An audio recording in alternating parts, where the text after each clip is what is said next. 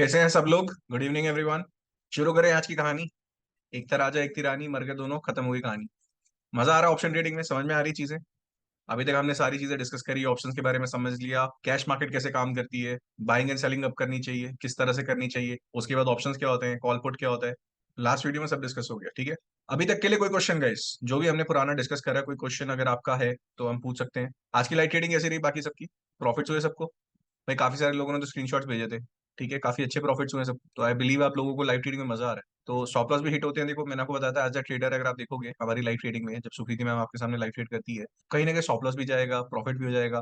But आपका जो risk management है, आपका रिस्क रिवॉर्ड्स है, वो पॉजिटिव रहेंगे, तब तक आपका अकाउंट पॉजिटिव रहेगा। तो बहुत लोगों ने स्टॉप लॉस भी हिट करे, बहुत लोगों ने प्रॉफिट्स भी करे, बट अल्टीमेटली आज का दिन हमारा पॉजिटिव रहा। That's a great thing. तो टचवुड ऐसा ही चलता रहे आगे। समझ में आ रही है सारी चीजें। तो हमने कल कॉल एंड पुट के बारे में समझा था कि कॉल क्या होती है, पुट क्या होती है, डेरिवेटिव्स क्या होते हैं, ठीक है ना। जैसे मैंने आपको कल बताया था कि बहुत लोगों से मैंने क्वेश्चन पूछा कि कॉल और पुट क्या होता है, तो आज के बाद आपके पास कोई भी क्वेश्चन करेगा कॉल और पुट क्या होता है, तो वो एक कॉन्ट्रैक्ट है। It's not asset, it's not a liability, it's nothing, it's a contract between option seller and option buyer. Option seller बोलता है कि प्राइस ऊपर या नीचे जाएगा, ऑप्शन बायर उसका उल्टा बोल। सो लेट्स से अगर मैं सोच रहा हूँ कि मार्केट ऊपर जाना चाहिए, तो मैं क्या करूंगा, कॉल ऑप्शन बाय करूंगा। और मार्केट में कॉन्ट्रैक्ट किसके साथ होगा, ऑप्शन सेलर के साथ, जो मुझे वो कॉल बेच रहा है। तो वो कौन हो गया, option writer, call seller. Call seller का दावा है कि मार्केट नीचे ही जाएगा, और कॉल बायर का दावा है कि मार्केट ऊपर ही जाएगा। चलो एक छोटा सा क्वेश्चन पूछता हूँ, उसका आंसर करने की कोशिश करना। एंड बहुत इंटरेस्टिंग क्वेश्चन। लेट से मैंने निफ्टी में 18,500 की कॉल ली, सीई ली है, ध्यान रखना इसे, ठीक है। स्ट्राइक प्राइस है 18,500। करंट मार्केट प्राइस चल रहा है round about 18,409, 549 something like this, ठीक है, ये हमारा चल रहा है। अच्छा, आज हम डिस्कस करेंगे स्ट्राइक प्राइस कैसे चूज करते हैं, मनीनेस ऑफ द ऑप्शंस क्या होती है, सारी चीजें चूज करेंगे। बट एक छोटा सा क्वेश्चन है, तो आपके दिमाग में एक कॉन्सेप्ट क्लियर हो जाए। तो मेरे को ये बताना, मार्केट में मैंने 18,500 का स्ट्राइक प्राइस का मैंने निफ्टी ले लिया। निफ्टी लेने के बाद करंट मार्केट प्राइस मेरा निफ्टी का चल रहा है 18,549। अब ये बताओ मैंने कॉल ऑप्शन क्यों लिया होगा? क्योंकि मेरी एक्सपेक्टेशन क्या है, मेरा एनालिसिस क्या बोलता है कि प्राइस ऊपर जाएगा नीचे जाएगा। बताओ मेरी एक्सपेक्टेशन क्या है, प्राइस ऊपर जाएगा नीचे जाएगा? प्राइस ऊपर जाएगा, मेरी एक्सपेक्टेशन यही थी, तभी तो मैंने कॉल ली है। अगर नीचे जाएगा तो मैं क्या लूंगा, पुट लूंगा। तो मेरी एक्सपेक्टेशन थी कि प्राइस ऊपर जाएगा। अब मेरा एक छोटा सा क्वेश्चन ये है कि व्हाट इज द प्रोबेबिलिटी कि मैं विन कर जाऊं, दैट आई विल विन। कोई मुझे बताएगा मेरी क्या प्रोबेबिलिटी है कि मैं जीत सकता हूं? ठीक है, तो मेजरली सब लोगों के आंसर आ रहे हैं 50-50, ठीक है, कि मार्केट में या तो प्राइस ऊपर जाएगा तो मैं जीत जाऊंगा, या नीचे जाएगा तो मैं हार जाऊंगा। Any option that you buy, इस चीज को इसलिए मैंने टॉपिक को डिस्कस कर लिया है, सो दैट आप लोगों के दिमाग में क्लियर हो जाए। Any option that you buy, चाहे वो कॉल हो चाहे वो पुट हो, doesn't matter. What matters is आपकी जो प्रोबेबिलिटी ऑफ विनिंग है इन ऑप्शन बाइंग। मैं सिर्फ बाइंग की बात कर रहा हूं। ऑप्शन बाइंग की कोई भी प्रोबेबिलिटी, चाहे पुट खरीदो चाहे कॉल खरीदो, हर बार आपकी प्रोबेबिलिटी जो रहेगी वो 33% ही रहेगी। इस चीज को ध्यान रख लेना, क्योंकि काफी सारे लोगों ने, मोर देन 60% लोगों ने यही आंसर करा 50। किसी भी ऑप्शन की जीतने की प्रोबेबिलिटी जो होती है वो 33% होती है। तो मार्केट में 33% क्यों है? अगर मैं जानना चाहूँ सर, या तो प्राइस ऊपर जाएगा नीचे जाएगा, डायरेक्शन की बात समझेंगे हम जब कल टेक्निकल करेंगे, डायरेक्शन समझेंगे कि मार्केट में डायरेक्शन किस तरह से पहचानी जाती है। तब तीन तरह की डायरेक्शन होती है मार्केट में, बाय सेल। ये तो हो गया, बाय कब करेंगे जब मार्केट ऊपर जा रही है, सेल कब करेंगे जब मार्केट नीचे जा रही है। थर्ड क्या है, साइडवेज। मार्केट कितने टाइम तक साइडवेज हो सकता है? जैसे अगर आज आपने लाइट ट्रेडिंग करे तो 3 बजे की निफ्टी ऑप्शंस के बाद क्या हुआ, हमने देखा कि मार्केट में बाइंग अपॉर्चुनिटी बन रही है, हमने कॉल लिया, बट अल्टीमेटली क्या हो गया, मार्केट साइडवेज चला गया। तो किसी भी ऑप्शन की बाइंग की प्रोबेबिलिटी विनिंग क्या है, 33%। इसलिए मार्केट में डोमिनेट कौन करता है, मार्केट में डोमिनेट कौन करता है, ऑप्शन सेलर या ऑप्शन बायर? आराम से कमेंट में बताओ, कमेंट सेक्शन में आंसर लिखो और मुझे बताओ कि किसकी ज्यादा प्रोबेबिलिटी है जीतने की, ऑप्शन बायर की या ऑप्शन सेलर की। अगर मैं probability of winning in option selling बोलूंगा तो मार्केट में 66% प्रोबेबिलिटी है कि ऑप्शन सेलर जीतेगा। तो जब भी आप पैसा लगा रहे हो बाइंग पे, आप 33% प्रोबेबिलिटी के साथ ही खेल रहे हो। क्योंकि ऑप्शन सेलर, अगर मैं पीई खरीदता हूं या सीई खरीदता हूं, Nifty bank Nifty doesn't matter, what matters is price क्या कर रहा है। अगर प्राइस ऊपर जा रहा था, मैंने कॉल खरीद लिया, अब ये यहां से नीचे आया और ऊपर जाने की कोशिश करी, हमने यहाँ पे सी बाय कर लिया, हमें लगा यहाँ से ऊपर जाएगा, इसकी 33% ही प्रोबेबिलिटी है कि मार्केट यहाँ से ऊपर जाएगा। 33% प्रोबेबिलिटी बोलती है मार्केट नीचे चला जाएगा, तो आपको नुकसान होगा ही होगा। सेकेंडली, मार्केट में 33% प्रोबेबिलिटी है डाउनसाइड की, और 33% प्रोबेबिलिटी है कि मार्केट में साइडवेज चला जाएगा प्राइस। और अगर मार्केट में साइडवेज मोमेंटम बन गया कुछ इस तरह से, ना मार्केट हाई ब्रेक कर रहा है ना मार्केट पीछे का लो ब्रेक कर रहा है, तो क्या होगा, टाइम डीके होगा। मैंने आपको कल बताया था हर ऑप्शन की एक एक्सपायरी है, हर ऑप्शन की एक्सपायरी है और उस एक्सपायरी की वजह से क्या होगा, आपका टाइम डीके होगा और उसको क्या बोलते हैं, थीटा। जो आज हम समझेंगे कि मार्केट में ऑप्शन ग्रीक्स क्या होते हैं, थीटा, वेगा, गामा, ठीक है? ये सब क्या होता है और इनका मतलब क्या है? हमें ये यूज़ करने चाहिए, हम ऑप्शन ट्रेडिंग कर रहे हैं। कई बार आपने देखा होगा कि इंडेक्स का चार्ट तो ऐसे-ऐसे जा रहा है, ऑप्शन का चार्ट इस तरह से जा रहा है। देखा है, ऐसा हुआ है, नहीं हुआ? अगर मार्केट में इंडेक्स का चार्ट, निफ्टी का चार्ट इस तरह से चल रहा है, मार्केट ट्रेंडिंग में है और ऑप्शन का चार्ट इस तरह से जा रहा है, पॉइंट्स ही नहीं बढ़ा रहा। देखा नहीं देखा आपने?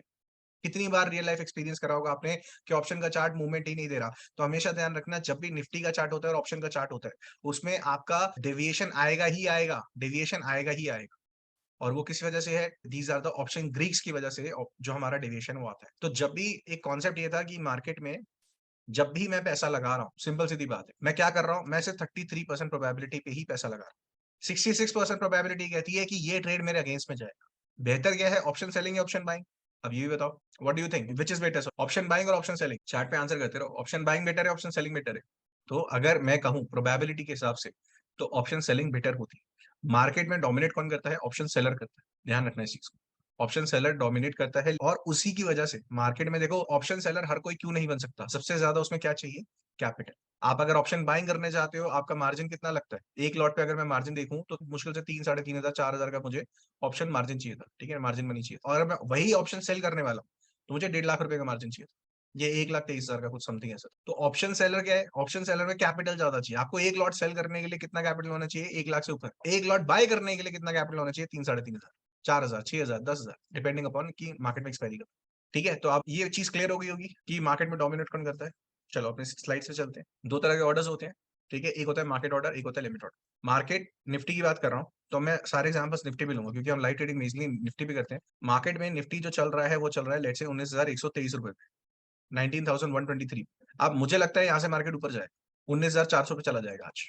मेरा एक्सपेक्टेशन क्या है कि मार्केट 19,123 पे चल रहा है, 19,400 पे चला जाएगा। पहली बात मैं क्या खरीदूंगा? Call खरीदूंगा, put खरीदूंगा। यहाँ पे मैं कॉल बाय करूंगा, यहाँ पे मैं कॉल बाय करूंगा क्योंकि मेरे एक्सपेक्टेशन के प्राइस ऊपर जाएगा। अब अगर मुझे वो बाय करना है, मेरे पास दो तरीके हैं, एक होता है मार्केट ऑर्डर, एक होता है लिमिट ऑर्डर। अब जैसे ही मैं 19,123 का बेसिकली जो बेट है या कॉन्ट्रैक्ट है वो करना चाहता हूँ, वो भी ऊपर के लिए, कॉल के लिए, तो पहली बात तो मुझे स्ट्राइक प्राइस चूज करना पड़ेगा। और स्ट्राइक प्राइस किसमें चूज होता है? नियरेस्ट हंड्रेड्स में। यूट्यूब पे एक वीडियो अपलोडेड है, स्ट्राइक प्राइस कैसे चूज करें, आराम से देखना, समझ में आ जाएगा कौन सा स्ट्राइक प्राइस चूज करते हैं। थोड़ा सा आज मैं एग्जांपल भी दे दूं। तो स्ट्राइक प्राइस हम क्या करते हैं? यूजुअली हंड्रेड्स के मल्टीपल्स में करते हैं। तो 19,123 है तो मैं क्या करूंगा? 19,100 की कॉल ले लूंगा। ठीक है, 19,100 का मेरा स्ट्राइक प्राइस हो जाएगा, तो मैं यहाँ लिख देता हूँ 19,100 मेरा स्ट्राइक प्राइस हो जाएगा। नाउ द कॉन्सेप्ट इज कि जब मैं 19,100 का बेसिकली चार्ट खोलूंगा और मेरा जो करंट मार्केट प्राइस है कितने में चल रहा था? 19,123 में। ये निफ्टी का है, ये निफ्टी का करंट मार्केट प्राइस है, इंडेक्स का है। जब आप कॉल या पुट बाय करते हो, उस कॉन्ट्रैक्ट का प्राइस अलग चलेगा। तो ये मैं कल ब्रोकर अकाउंट खोल के दिखाऊंगा आप लोगों को, ठीक है, कि किस तरह से हम ये देखते हैं कि कौन सा बाय करना है, कौन सा सेल करना है। तो जैसे ही मैंने देखा कि मार्केट इस पे चल रही है, मेरा एक्सपेक्टेशन है कि मार्केट 19,400 पे चली जाएगी, मैं अपने ब्रोकर अकाउंट पे जाऊंगा, क्योंकि हम डायरेक्टली, समझो इस बात को, क्योंकि हम डायरेक्टली इंडेक्स को बाय या सेल नहीं कर सकते। That's why we need options, we need derivatives. हम कॉल या पुट ही कर सकते हैं उसमें, डीलर में, या फिर ईटीएस के थ्रू परचेज कर सकते हैं। बट ईटीएस में आप इंटरडे ट्रेड नहीं कर सकते, तो कभी भी आप डायरेक्टली निफ्टी या बैंक निफ्टी बाय नहीं कर सकते। इसलिए हमें डेरिवेटिव्स का यूज करना पड़ता है जब भी हम इंडेक्स ट्रेडिंग करना चाहते हैं। देखो, जब आप नॉर्मल स्टॉक मार्केट ट्रेडिंग कर रहे हो तो आप जैसे फॉर एग्जांपल एक करंट शेयर पे कर रहे हो कि मैंने रिलायंस में करी, विप्रो पे करी, इन्फोसिस में करी, तो ये सब क्या है? ये तो आपके शेयर्स हो गए। तो शेयर्स में आप क्या कर रहे हो? बाय और सेल कर रहे हो। तो नॉर्मली आप शेयर्स बाय कर सकते हो, परचेज कर सकते हो, उस पर इंटरनेट ट्रेड भी कर सकते हो। निफ्टी आप डायरेक्टली बाय नहीं कर सकते, इंडेक्सेस आप डायरेक्टली बाय नहीं कर सकते, सेल नहीं कर सकते। इसलिए हम डेरिवेटिव्स पे आते हैं। इसलिए हमें कुछ ऐसा चाहिए कि हम उस पर कॉन्ट्रैक्ट कर सके किसी के साथ। हमें पता है कि मार्केट ऊपर जाएगा या नीचे जाएगा, तो इस तरह से हम कॉन्ट्रैक्ट कर सके। तो मार्केट में जब मुझे पता था कि 19,123 से मार्केट जाएगा 19,400, मैंने क्या करा? स्ट्राइक प्राइस पे गया, 19,100 का सीई खोला। अब इस चार्ट पे इसका प्राइस अलग चल रहा होगा, इस कॉन्ट्रैक्ट का प्राइस अलग चल रहा होगा, लेट्स से 101.85। जैसे मैंने आपको कल बताया था, प्रीमियम देना पड़ता है। तो ये क्या है? प्रीमियम का चार्ट होता है कि मार्केट में कुछ इस तरह से प्रीमियम अप डाउन हो रहा हो, और उसी प्रीमियम की वजह से आप कमाते हैं। अगर वो प्रीमियम बढ़ा, आपका प्राइस भी बढ़ जाएगा, आपका जो ट्रेड है वो भी सक्सेसफुल हो जाएगा। अगर प्रीमियम घट गया क्योंकि मार्केट नीचे गई या टाइम डीके हो गया, व्हाटएवर द थिंग्स आर, तो प्रीमियम घटा तो आपका लॉस होना शुरू हो जाएगा। लेट्स से 19,100 की कॉल चल रही थी 101 रुपए। अब ये क्या है? करंट मार्केट प्राइस ऑफ 19,100 की कॉल। 19,100 की कॉल का जो करंट मार्केट प्राइस चल रहा है, करंट प्रीमियम चल रहा है, वो 101 रुपए चल रहा है। मेरे पास दो डिसीजन है, या तो मैं इसी पे बाय कर लूं कि 101 रुपए का प्राइस चल रहा है, let's trade right now and let's enter into the position and have 101। तो ये क्या हो जाएगा? Current market price. बट मैं क्या बोलता हूं, अभी नहीं करते, एक काम करते हैं, अगर ये प्राइस 105 पे पहुंच जाएगा तो मेरा जो एनालिसिस है वो ज्यादा स्ट्रांग हो जाएगा। मेरा जो एक अनुमान है वो ज़्यादा बढ़िया हो जाएगा। मैं इसे 105 पे बाय करना चाहता हूँ। अभी करंट मार्केट प्राइस 101 चल रहा है, बट मैं बाय कब करूँगा? अगर ये इस लेवल तक पहुँच जाएगा। तो उस लेवल तक जो पहुँच जाएगा उसे आप क्या बोलते हो? Limit order. उसे आप क्या बोलते हो? Limit order. तो मैं डायरेक्टली परचेज़ नहीं करूँगा, मैं लिमिट ऑर्डर डालूँगा। एक होता है मार्केट ऑर्डर जिसमें आप डायरेक्टली परचेज़ कर लोगे, जो भी करंट भाव चल रहा है। 101 भाव चल रहा है तो 101 पे आपकी ट्रांज़ैक्शन सक्सेसफुल हो जाएगी। बट अगर आप चाह रहे हो कि मैं फ्यूचर में या फिर मार्केट जब इस लेवल पे है तभी परचेज़िंग करूँ। मान लो मुझे उस लेवल पे रेजिस्टेंस दिख रहा है, 103 के लेवल पे एक रेजिस्टेंस दिख रहा है। मैं चाह रहा हूँ 103 को तोड़े, 105 पे आए, तभी मैं बाइंग करूँगा वरना नहीं करूँगा। क्या पता पिछली वाली रेजिस्टेंस से नीचे चला जाए। तो कुछ ऐसे एनालिसिस होते हैं हमारे, जब हम एनालिसिस कर रहे होते हैं टेक्निकली, जो हम आगे जाके सीखेंगे, तो उसमें क्या होता है, इस तरह से हम जजमेंट लेते हैं कि मार्केट में अभी बाय करना आगे जाके बाय करूँ। तो मैं क्या कर रहा हूँ, मैं लिमिट ऑर्डर डाल रहा हूँ। ठीक है? तो इस तरह से ट्रेडिंग होती है। तो मार्केट में या तो आप डायरेक्टली मार्केट ऑर्डर डालोगे, that means current market price पे आप खरीद लोगे 101 पे, या फिर आप क्या कर सकते हो, ₹105 का लिमिट ऑर्डर डाल सकते हो। ठीक है? कल मैं प्रैक्टिकली आपको दिखा दूँगा किस तरह से करते हैं। तो एजुकेशन होना ज़रूरी है क्योंकि कई लोगों को लिमिट ऑर्डर पता ही नहीं होता। उन लोगों को सिर्फ मार्केट ऑर्डर पता होता है कि डायरेक्टली मार्केट में बाय या सेल करें। और सही बताऊँ तो ज़्यादातर जितने भी प्रोफेशनल ट्रेडर्स हैं इंक्लूडिंग चलो मैं अपने आप को प्रोफेशनल तो मानता हूँ लेकिन ट्रेडर अभी पता नहीं, ठीक है? तो इंक्लूडिंग मी मैं हमेशा लिमिट ऑर्डर पे खेलता हूँ। मैं डायरेक्टली कभी मार्केट प्राइस से बाय नहीं करता। क्योंकि मार्केट प्राइस अगर क्या होता है अप डाउन होता है और जब आप हेवी क्वांटिटी कर रहे हो तो आपको लिमिट ऑर्डर डालना ही कंपल्सरी होता है। अभी तो आप शायद ऐसा हो सकता है छोटी क्वांटिटी 100, 200, 250 क्वांटिटी कर रहे हो। जब आपकी 1000, 2000, 10,000 क्वांटिटी होगी तो आप क्या करोगे? आप लिमिट ऑर्डर्स डालोगे, आप आइसबर्ग ऑर्डर्स डालोगे आप, ठीक है ना? तो जिससे आपका जो प्राइस का मिसमैच है वो ज़्यादा बड़ा ना हो जाए, वरना बहुत ज़्यादा प्राइस का मिसमैच हो जाता है। सर लिमिट ऑर्डर समझ नहीं आया, ठीक है? तो कल जब प्रैक्टिकली करेंगे तो आपको ज़्यादा समझ आएगा। तो मैं आपको क्या बोल रहा हूँ, लेट्स से एक नॉर्मल एग्जांपल समझ लेते हैं कि अगर रिलायंस चल रहा है ₹2000 पे, मुझे लगता है कि मार्केट ऊपर चला जाएगा 2500 पे। एक छोटा-सा रिपिटेशन दे रहा हूँ 2 मिनट का, ठीक है? ध्यान से सुनना। मुझे लगता है 2500 पे चला जाएगा, लेकिन ये कैसे जाएगा? अगर बाइंग करनी है, तो मैं क्या करूँगा? मुझे 2000 पे बाइंग नहीं करनी। मेरे को दिख रहा है कि मार्केट में चार्ट कुछ ऐसा चल रहा है और मार्केट ने 2100 के लेवल पे कोई रेजिस्टेंस बना रखी है और अभी करंटली 2000 पे प्राइस चल रहा है। मेरे को ये मानना है कि अगर 2100 पे प्राइस आ जाता है, तभी मैं बाइंग करूँगा, वरना नहीं करूँगा। तो rather than putting a market order and buying exactly at ₹2000 मैं अभी के लिए फ्यूचर के लिए कि मार्केट में जैसे ही ये फ्यूचर प्राइस 2100 पे जाएगा, मेरा लिमिट ऑर्डर एग्जीक्यूट हो जाएगा। तो मैं लिमिट ऑर्डर डालूँ। यानी कि प्राइस पे मैंने ऑर्डर तो अभी डाल दिया, लेकिन एग्जीक्यूट नहीं होगा वो। एग्जीक्यूट तभी होगा जब प्राइस 2100 पे पहुँच जाएगा फ्यूचर में। तो limit orders are basically for future, not for the current market prices. इतना सा डिफरेंस है। तो बेसिकली जो स्टॉप लॉस होता है, अब ये ध्यान रखो स्टॉप लॉस जो होता है वो क्या होता है? मैंने आपको कल भी बताया था। स्टॉप लॉस हमेशा एक लिमिट ऑर्डर होता है कि मार्केट अगर 18,100 पे चल रहा था, मैंने यहीं पे बाइंग करी। अब मेरा कंजेक्चर ये है, मेरा पर्सपेक्टिव ये है 18,400 पे मार्केट जाएगी, ठीक है? मैंने सोच लिया कि मार्केट ऊपर जाएगी, लेकिन ऐसा हो भी तो हो सकता है कि मार्केट नीचे चली जाए। अगर मार्केट नीचे गई, तो मैं क्या करूँगा, मैं अपना स्टॉप लॉस लगाऊँगा कि मेरा इतना ही नुकसान हो, उससे ज़्यादा ना हो। तो मैं क्या कर सकता हूँ, 18,000 पे एक सेल लिमिट ऑर्डर वहाँ पे लगा दूँगा। मेरा ऑलरेडी ट्रांज़ैक्शन में हूँ मैं, ध्यान रखना इस चीज़ में, मैं ऑलरेडी ट्रांज़ैक्शन में हूँ, 18,100 में मैंने ऑलरेडी बाइंग कर रखी थी। मेरा जो पोज़ीशन है वो चल रही है, ठीक है? मेरी पोज़ीशन चल रही है। अब मुझे लगता है कि मार्केट अगर सडनली नीचे जाती है, क्योंकि मार्केट में स्पाइक्स होते हैं। जैसे आज भी एक शायद 1 बजे के आस-पास आपने देखा होगा, एकदम सेलिंग क्वांटिटी है, एकदम सेलिंग प्रेशर आया था। और जब एकदम सेलिंग प्रेशर आएगा और आपने स्टॉप लॉस नहीं लगा रखा होगा, तो आपको बहुत ज़्यादा नेगेटिव वैल्यू देखने को मिल सकती है। ठीक है? तो हम क्या करते हैं, हमेशा स्टॉप लॉस के साथ खेलते हैं। अब मैंने स्टॉप लॉस लगाया 18,000 कि मार्केट अगर इतने पॉइंट नीचे चलेगी, तो मैं निकल जाऊँ। अब निकलूँगा कैसे? एक होता है कि आप डायरेक्टली क्रॉस दबाते हो और अपने पोज़ीशन से एग्ज़िट करते हो। बट हम सावधान हैं, सतर्क हैं, इसलिए हम अच्छे हैं।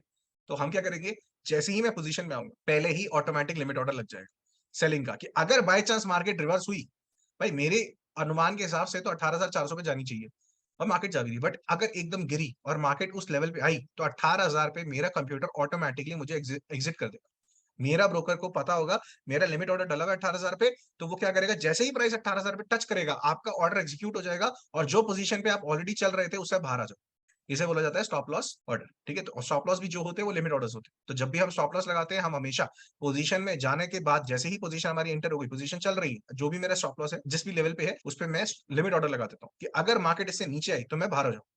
ठीक है? तो आपको दोनों समझ में आ गए, मार्केट ऑर्डर, लिमिट ऑर्डर दोनों में आपको अच्छा खासा अंतर समझ में आ गया होगा। अब आप पूछोगे कि बेटर कौन-सा होता है? मैं हमेशा ये बोलूँगा लिमिट ऑर्डर बेटर हो, क्योंकि मार्केट ऑर्डर जैसे ही आप लगाते हो, ठीक है ना? तो मार्केट में जो भी पेंडिंग ऑर्डर्स होते हैं, अलग-अलग प्राइस लेवल्स पे, जैसे फॉर एग्जांपल अगर आपने ए और बी बुक देखी होगी, ये बायर्स की बुक होती है, ये सेलर्स की बुक होती है और यहाँ डिफरेंट-डिफरेंट क्वांटिटीज़ चल रही होती है और उनके प्राइसेस चल रहे होते हैं। तो आप देखोगे यहाँ पे क्वांटिटी चल रही होगी, प्राइसेस चल रही होगी, क्वांटिटी चल रही होगी, प्राइसेस चल रहे होंगे। तो ये होता है बिड आस्क, जो हमारी बुक होती है, ट्रेड बुक होती है। तो होता क्या है, मार्केट ऑर्डर डाला मैंने 18,100 पे और यहाँ पर अगर आप देखोगे कुछ क्वांटिटीज़ आती हैं, जैसे 100, 200, 50, ये क्वांटिटीज किसकी है? जो लोग बेचना चाहते हो, सेल करना चाहते हो। तो अगर आप बेचना चाहते हो तो क्या करेगा मार्केट? इस पे जाएगा, इस वाली बुक पे जाएगा।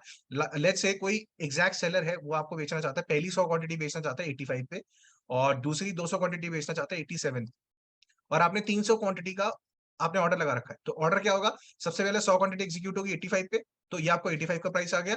सेकंड क्वांटिटी आपकी एग्जीक्यूट होगी 200 क्वांटिटी की 87। तो अलग अलग प्राइसेस पे आपके जो ऑर्डर्स है वो एग्जीक्यूट होते हैं। तो अभी आप शायद छोटी क्वांटिटी से खेलते हो, लेकिन जब आप बड़ी क्वांटिटी से खेलते हो तो ये दिक्कत आती है कि मार्केट में एवरेजिंग होती है फिर, कि 100 क्वांटिटी तो मेरी 85 पे एग्जीक्यूट हुई और 200 क्वांटिटी मेरी 87 पे हुई, और नेट मैंने 300 क्वांटिटी का ऑर्डर डाला था, तो मेरा एवरेज क्या हो जाएगा? 86।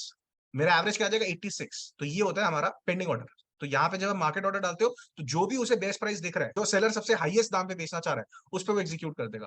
तो उसमें क्या होगा? आपको 1 से 2 रुपए का नुकसान हो सकता है। जब आप मार्केट में बहुत ज्यादा ट्रेडिंग कर रहे होते हो, स्कैल्पिंग कर रहे होते हो, या इंटरनेट ट्रेडिंग कर रहे होते हो, वहां पे आप देखोगे 1 से 2 पॉइंट का नुकसान हो सकता है, क्योंकि आपने मार्केट ऑर्डर डाल दी। तो उससे क्या होगा? अभी तो छोटी क्वांटिटी में पता नहीं चलेगा, लेकिन जब आप 10,000 क्वांटिटी से खेल रहे हो और 1-2 पॉइंट का भी डिफरेंस आ गया, तो भाई ऑलरेडी मेरा जो एसएल है, या ऑलरेडी जो मेरी पोजीशन है, वो -2000 -1000 रुपीज दिखा रही हो, क्योंकि जो ऑर्डर आप 85 पे एग्जीक्यूट कर सकते थे, जो ऑर्डर आप 85 पे लिमिट ऑर्डर लगा के एग्जीक्यूट कर सकते थे, वहां पर आपने मार्केट ऑर्डर लगाया। मार्केट ऑर्डर होने से जो बेस्ट प्राइसेस उसको दिखे, यानी कि 87 जो भारी प्राइसेस वो दिखे, उसने वो एग्जीक्यूट कर दिया, और एवरेजिंग आपका जो आएगा वो 86 पे आएगा। ठीक है, इसलिए लिमिट ऑर्डर्स लगाना ज्यादा अच्छा होता है जब आप बड़ी क्वांटिटी में डील कर रहे हो। जब आप छोटी क्वांटिटी में कर रहे हो, you can go with the market order, कोई दिक्कत नहीं है। चलो, ये समझ में आ गया होगा। हो, नेक्स्ट पे चलते हैं। मनीनेस ऑफ द ऑप्शन, ये बहुत इंपॉर्टेंट है। ठीक है, इसके लिए ना हम चलते हैं चार्ट पे और इसको समझने की कोशिश करते हैं। मनीनेस 3 तरह से होती है: एटीएम, ओटीएम और आईटीएम। अब मैंने आपको क्या बताया था? जो हमारा कॉल और पुट होता है वो क्या है? कॉन्ट्रैक्ट। और कॉन्ट्रैक्ट जो होगा एक स्पेसिफिक प्राइस पे होगा, जिस is known as the strike price. ठीक है, ये सब तो रिमेंबर होगा आपको, ये सब चीजें याद है, कल ही कराया मैं। नहीं भी याद है तो रिवीजन कर सकते हो। ठीक है, वीडियो आ जाएगी सुप्रीति नोबल ट्रेडर। चलो, मनीनेस क्या है समझो। 3 तरह की मनीनेस होती है: एटीएम, ओटीएम, आईटीएम। एग्जाम्पल लेते हैं। स्ट्राइक प्राइस के हर एक कॉन्ट्रैक्ट जो होता है स्ट्राइक प्राइस पे होता है, या तो वो 18,000 पे होगा, 18,100 पे होगा, और मल्टीपल्स ऑफ 100 पे ही करते हैं। ठीक है, मैं यहाँ पे एग्जांपल्स दूंगा मल्टीपल ऑफ 100 पे।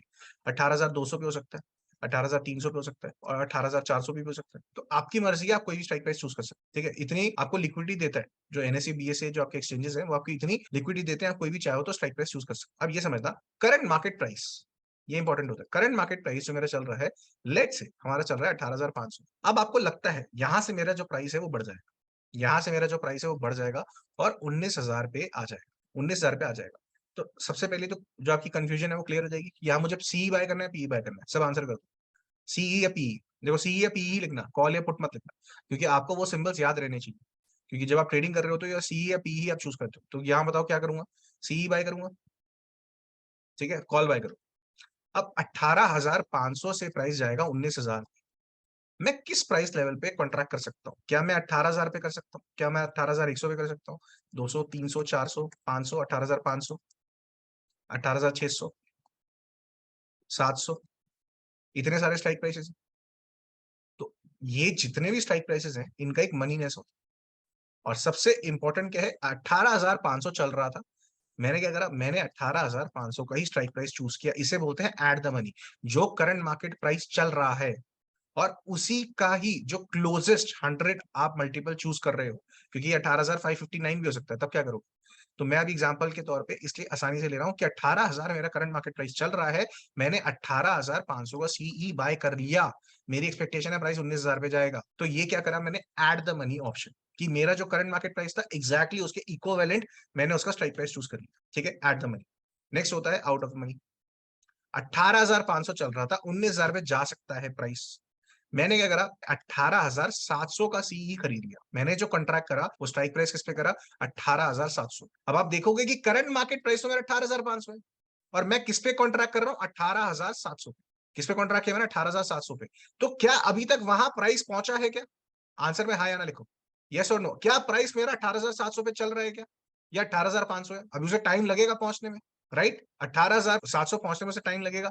तो मैंने क्या करा? मैंने आउट ऑफ द मनी, क्योंकि वो मेरे मनी से बाहर है, ध्यान रखना 200 पॉइंट का गैप है अभी भी प्राइस को वहां तक पहुंचने में, मैंने वो ऑप्शन चूज करी, इसे क्या बोलते हैं? ओटीएम।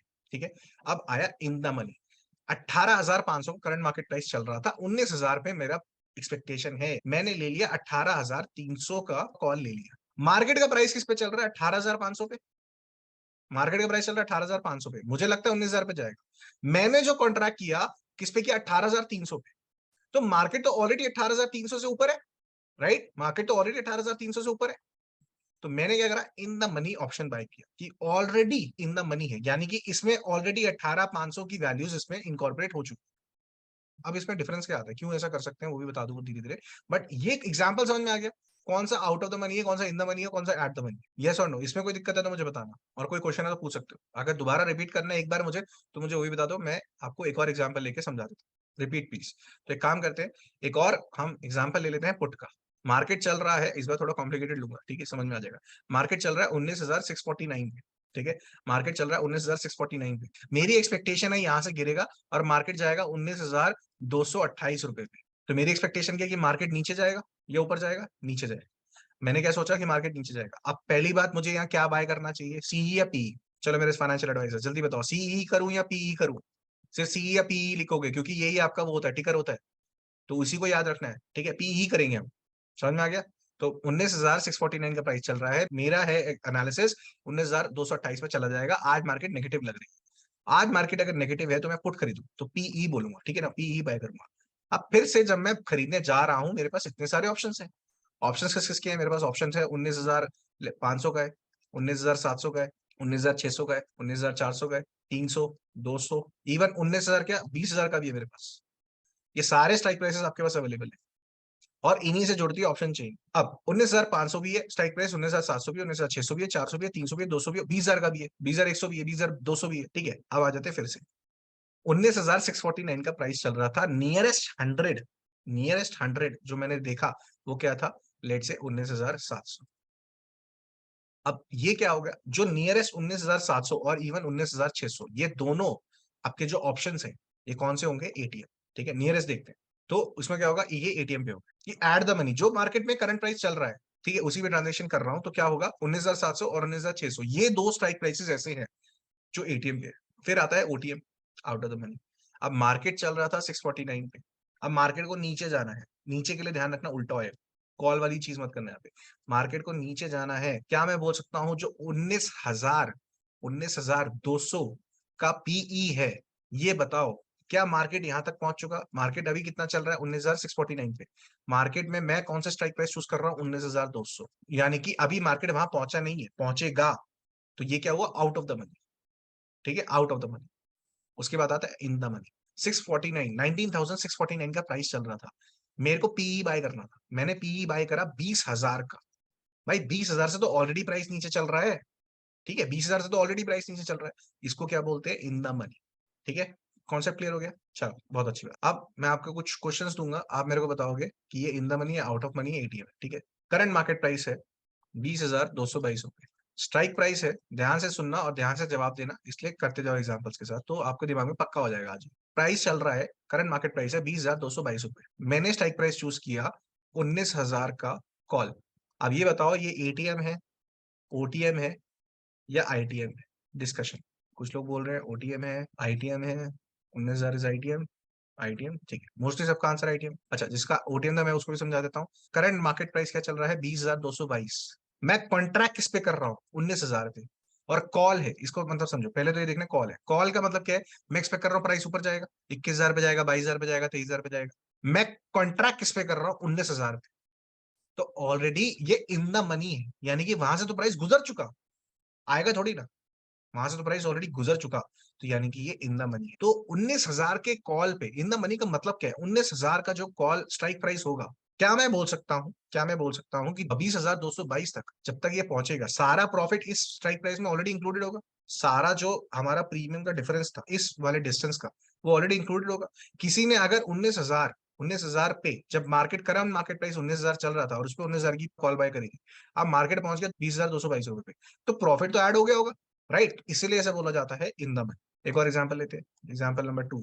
मार्केट चल रहा है, ठीक है, बैंक निफ्टी की बात करते हैं, 43,380 रुपए पे। मैंने पीई परचेज किया 42,500 का। आईटीएम, ओटीएम, एटीएम, कौन सा है ये बताओ? इतने सारे लोग हैं यहाँ पे, सब आंसर करो। कुछ लोग अभी भी बोल रहे हैं आईटीएम है, कुछ लोग बोल रहे हैं ओटीएम, इसलिए कंफ्यूज कर रहा था मैं आप लोगों को, सो दैट पक्का हो जाए आज। मार्केट चल रहा है, करंट मार्केट प्राइस क्या है 43,380। मेरी एक्सपेक्टेशन है मार्केट नीचे जाएगा, तो मैंने पीई बाय करा। अब मैं किसका खरीद रहा हूँ, 42,500 का पीई खरीद रहा हूँ। क्या वहां तक प्राइस पहुंच चुका है नीचे गिर के, हाँ या ना? क्या वहां तक प्राइस ऑलरेडी पहुंच चुका है क्या? नहीं पहुंचा। अगर नहीं पहुंचा तो पहुंचेगा फ्यूचर में। अगर मार्केट गिरी यहां से तभी तो 42,500 पहुंचेगी। तो ये क्या है, OTM, out of the money. एक और ले लेते हैं लास्ट, ठीक है। मार्केट चल रही है लेट से 44,899, मैंने यहाँ पे सीई बाय करा 44,900। एटीएम, ओटीएम और आईटीएम, कौन सा है ये बताओ? कॉल है, ध्यान रखना, ठीक है। सब एटीएम बोल रहे हैं। जो नियरेस्ट 100 है आपका, वो आपके एटीएम स्ट्राइक प्राइसेस होते हैं। इतना सा मैथ्स लगाने की जरूरत नहीं है कि 11 पॉइंट ऊपर है तो ओटीएम हो जाएगा। ओटीएम नहीं है, एटीएम ही आपका। जो 4 ग्रीक्स चलेंगे वो इसके बेसिस पे चलेंगे, तो एटीएम है, ध्यान रखना है। तो मार्केट में 844,899 पे प्राइस चल रहा था। आई नो कि प्राइस ऊपर जाके 44,900 पे पहुंचना चाहिए। जो भी ऑप्शन के फंडामेंटल्स चल रहे हैं, ऑप्शन के ग्रीक्स चल रहे हैं, वो नियरेस्ट स्ट्राइक प्राइसेस पे चल रहे होते हैं। तो जो भी आपका नियरेस्ट 100 मल्टीपल्स है वो आपके एटीएम ही माने जाए।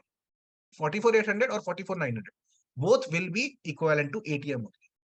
और अगर मैं 44,899 का प्राइस चल रहा है, 44,700 बाय कर लेता हूं सीई, तो बताओ ये कौन सा है, ATM, OTM, ITM? Market already इस स्ट्राइक प्राइस से ऊपर चल रहा है, आईटीएम, ठीक है। अब लेट से मैं ये चेंज कर देता हूं, अब बताना जरा, आईटीएम, ओटीएम, एटीएम, मैंने यहां पर एक चीज चेंज करी है, सी की जगह पीई कर दिया है। अब बताओ ये क्या हो जाएगा, एटीएम, ओटीएम, आईटीएम। 44,899 का करंट मार्केट प्राइस चल रहा है, 44,700 का पीई बाय कर लिया है, ओटीएम हो जाए। तो क्या ये रिलेशन समझ में आ गया कि मार्केट में अगर जो चीज कॉल पे ओटीएम है वो पीई पे क्या होगी, आईटीएम। जो भी स्ट्राइक प्राइसेस कॉल पर ओटीएम है वो पीई में क्या हो जाएंगे, आईटीएम। जो भी स्ट्राइक प्राइसेस पीई में ओटीएम है वो स्ट्राइक प्राइसेस क्या हो जाएंगे, कॉल पे आईटीएम। ये रिलेशन। अगर वो कॉल के लिए ओटीएम है तो पीई के लिए क्या है, इन द मनी। और अगर कॉल पे एटीएम है तो बताओ पीई पे क्या हो जाएंगे वो। अगर वो कॉल पे एटीएम है वो स्ट्राइक प्राइस, तो पीई पे क्या हो जाएगा, ATM, ITM, OTM, ATM at the money. ये दोनों सेम रहेंगे। इनमें इनवर्स रिलेशनशिप होता है, इनमें इनवर्स रिलेशनशिप है, इसलिए तो ऑप्शन चेन बनी है। समझ में आ गया सबको? ये तीनों चीजें समझ में आ गई, पढ़ने की जरूरत तो नहीं है। चलो फिर भी पढ़ देते हैं। इन the money means an option whose spot price of the underlying asset is above the strike price for call option and below the strike price in the put option। उल्टा चलेगा। At the money whose strike price of the underlying asset are same, दोनों के दोनों same है। Market, current market price भी वही है और एटीएम भी वही है, ठीक है। Out of money when strike price of a call option is above the spot price of the underlying asset. In case of the put option, a contract price is out of the money when the strike price of the underlying asset is below the spot price of the option contract। चलो next line. ओहो, सबसे खतरनाक option Greeks. सच बताना आज तक किसने ढंग से ऑप्शन ग्रीक्स करे और किसने ट्राई करा है ढंग से कि मैं इसे अवॉइड कर सकूं? मतलब बिल्कुल 100% दे के मैंने अवॉइड करा है इसे, और 100% दे के मैंने सीखा है। 70-80% बता रहा हूँ, लोग अवॉइड ही करते हैं। हमें लगता है क्या फर्क पड़ता है, इतना डेटा है, इतना सारा ऑलरेडी डेटा है, इसमें क्या करेंगे, no idea what the Greeks are. चलो ये भी सही है, 100% अवॉइडेड, राइट। तो अगर आप देखोगे 90% जनता 100% अवॉइड ही करती है। हम भी कर देते हैं अवॉइड। क्या करना है इसको सीख के, डेल्टा। 4 ऑप्शन ग्रीक्स होते हैं, ऐसे ट्रायंगल होता है, इसका जी होता है, इसका थीटा होता है, और वेगा का वी होता है। आज याद करा रहा हूँ, जिंदगी भर याद हो जाएगी, नॉर्मल तरीके से याद कराओ। सबसे पहला याद करने का तरीका समझो, वेगा, वी से वेगा, वी से क्या, वी से वोलेटिलिटी, वी से वेगा, वी से वोलेटिलिटी। अगर मार्केट में वोलेटिलिटी हाई है, अगर मार्केट में वोलेटिलिटी हाई है, मार्केट इस तरह से ट्रेंडिंग करे जा रही है, आपको क्या लगता है ऑप्शन प्राइसेस के जो प्रीमियम होंगे ज्यादा होंगे, कम होंगे? अगर मार्केट बहुत तेजी में है, बहुत ज्यादा वॉलेटाइल है, क्या लगता है ऑप्शन का प्रीमियम जो है, ऑप्शन जो सेलर है, जो आपको ऑप्शन बेच रहा है, वो ज्यादा पैसा मांगेगा, कम मांगेगा? उसके लिए रिस्क ज्यादा है या कम है? ऑप्शन का जो प्रीमियम होगा, इतनी वॉलेटाइल मार्केट में ऑप्शन सेलर का मेजर रिस्क होता है ना, क्योंकि पैसा तो उसी ने देना है। अगर आप जीत गए तो ऑप्शन बायर, अगर जीत गए तो पैसा कौन देगा, ऑप्शन सेलर देगा।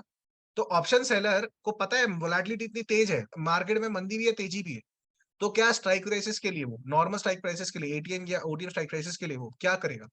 क्या वो प्रीमियम से ज्यादा मांगेगा, कम मांगेगा? ज्यादा मांगेगा। रिस्क बढ़ गया है मेरा भाई। मार्केट चल रही थी 19,500 पे, सीधा बढ़ के आ गई 20,100 पे, 600 पॉइंट की वोलेटिलिटी एकदम में, मान लो एक से 2 घंटे में।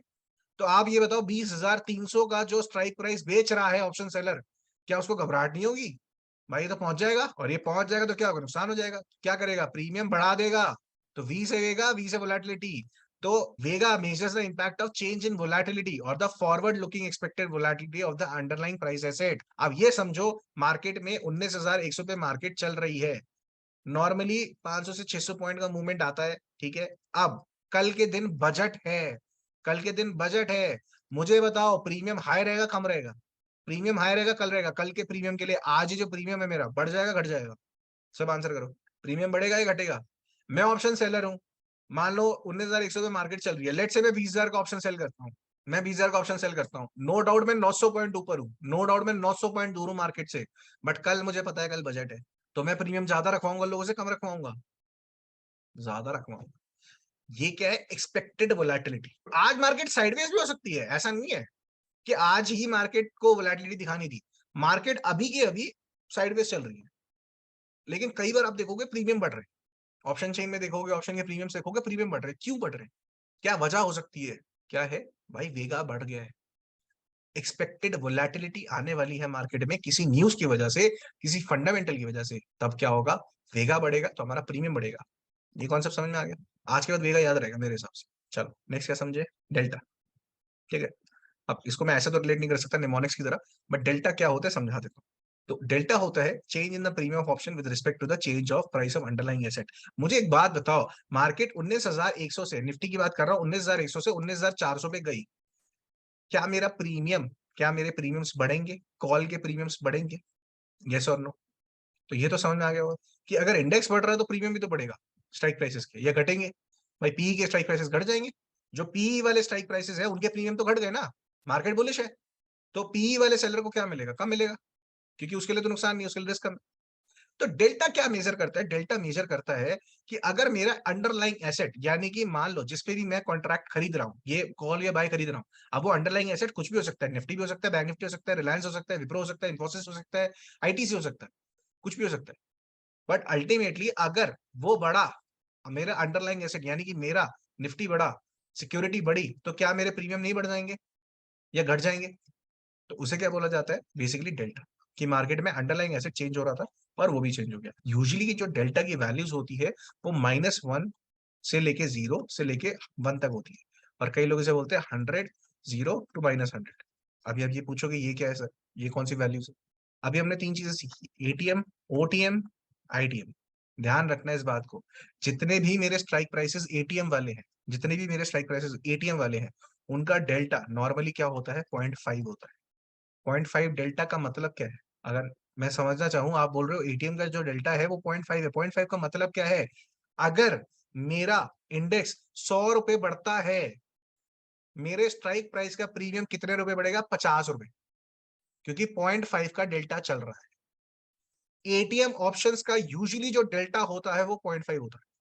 तो यानी कि अगर मेरा इंडेक्स 100 पॉइंट बढ़ा, मेरा जो स्ट्राइक प्राइस है, प्रीमियम जो है, लाइट से मैंने प्रीमियम खरीदा था 85 रुपए पे, वो कितने रुपए बढ़ेगा? 50 रुपए बढ़ेगा, यानी कि 135 का हो जाएगा। जबकि आपका जो इंडेक्स था या जिस पे आपने ये कॉल बाय कर रखी थी वो कितना बड़ा? 100 पॉइंट, ठीक है। तो इसीलिए जो डेल्टा होता है वो चूज करता है कि आपका जो स्ट्राइक प्राइस का प्रीमियम है वो कैसा होना चाहिए, कितनी तेजी से बढ़ना चाहिए, कितनी तेजी से गिरना चाहिए। अगर मेरे किसी स्ट्राइक प्राइस का डेल्टा 0.75 है, इसका मतलब क्या है?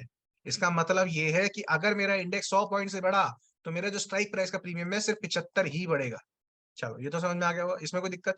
सिंपल था, मैं इसे और कॉम्प्लिकेट नहीं करूंगा, लेकिन नॉर्मली आपको ये समझ में आना चाहिए। देखो ऑप्शन ग्रीक्स जो होते हैं बहुत इंपॉर्टेंट होते हैं। आई नो आपने 100% अपनी एफर्ट्स लगाए हैं इनको अवॉइड करने के लिए, बट ये बहुत ही 100% इंपॉर्टेंट होते हैं। फिर आपको समझ नहीं आता कि मेरे डेविएशन क्यों आ रही है ऑप्शन के चार्ट पे और इंडेक्स के चार्ट पे। भाई इंडेक्स का चार्ट बढ़ रहा है, कई लोग मैम को लाइव ट्रेडिंग में बोलते हैं इंडेक्स का चार्ट तो बढ़ रहा है, भाई मेरा ऑप्शन नहीं बढ़ रहा। आपने ऑप्शन कौन सा चूज किया हुआ है जिसका डेल्टा ही कम होगा? लोग क्या करते हैं, इतना ओटीएम उठा लेते हैं, डेल्टा क्या है? 0.25, बोला इंडेक्स तो बड़ा 100 पॉइंट, मेरा प्रीमियम कितना बड़ा? 25, क्योंकि आपने स्ट्राइक प्राइस क्या चूज कर रखा है जिसका डेल्टा ही 2.25 है। समझ में आ रहा है क्या गड़बड़ होती है ट्रेडिंग में?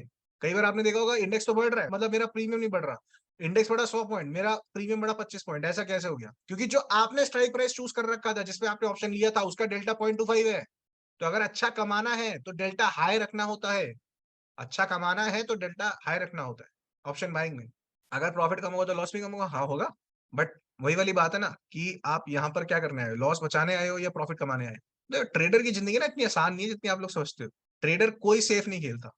सेफ कैसे हो सकते हो? रिस्क मैनेजमेंट से। लेकिन इस मार्केट में आए हो, भाई कोई भी बिज़नेस अगर आप करना चाहते हो, जैसे होता क्या है यूजुअली ना, मतलब अगर आप देखोगे जिनके पेरेंट्स बिज़नेस क्लास नहीं होते या फिर वो सैलरीड होते हैं या कुछ होते हैं, तो उन्हें बिज़नेस की नॉलेज वो मिल नहीं पाती। सेम केस मेरा भी था, सही बताऊँ।